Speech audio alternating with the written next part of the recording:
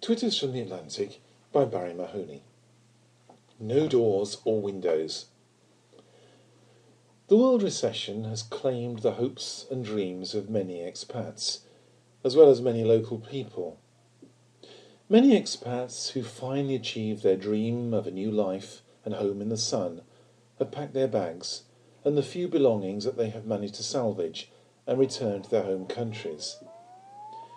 Many cases that I know of have been little short of tragic, although there are some that have left me wondering whether the intending expat should ever have been allowed to leave home in the first place. James and Charlotte moved into their new home full of the usual excitement and hopes for the future. Both had good jobs and hoped to shortly start a family. As with so many, they overstretched themselves, and their mortgaged home required 2 incomes to pay the hefty mortgage bill, credit card bills, new car, as well as the usual day-to-day living expenses. The couple were already deeply in debt before the young woman lost her job, followed by her partner a few weeks later. Unless you're very fortunate, most banks in Spain are not tolerant of mortgage arrears, and, rather quicker than in the UK, owner-occupiers are soon forced out of their homes and the property is repossessed by the bank and resold at a knockdown price, or more likely, in these difficult times, auctioned for a song. The young couple were given notice to leave, but before they left, they decided it was payback time for the bank, and they decided to take with them whatever they could salvage. They removed kitchen units, cupboards, bathroom suite, shower cubicle. This was followed by the removal of the wooden staircase, all the windows and doors, and metal railings from the front of the house. One thing that did astound me was they also took with them all the external patio tiles, as well as indoor floor tiles.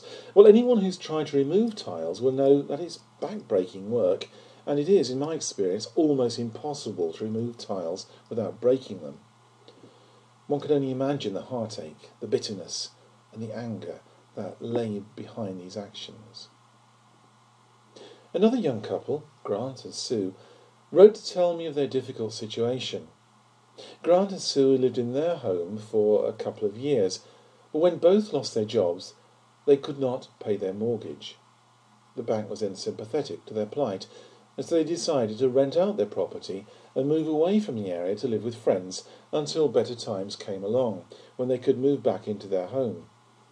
Grant talked about the problem in a bar one night when he was drowning his sorrows, and soon found a Spanish couple that agreed to rent their home for 6 months or so.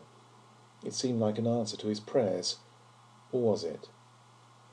Foolishly, Grant made the mistake of revealing that unless the rent was paid, then they could not pay the mortgage, and the bank would repossess the property.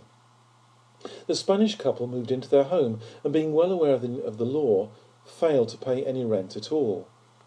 The house was duly repossessed by the bank. The Spanish couple were allowed to remain in the property, as they were now sitting tenants and had a child attending the village school, a situation that provides tenants with additional rights. Grant and Sue's home was then sold to the sitting tenants for a very low price, and Grant and Sue were left with nothing. Indeed, they still owe a considerable sum of money to the bank, as not all the debt was repaid.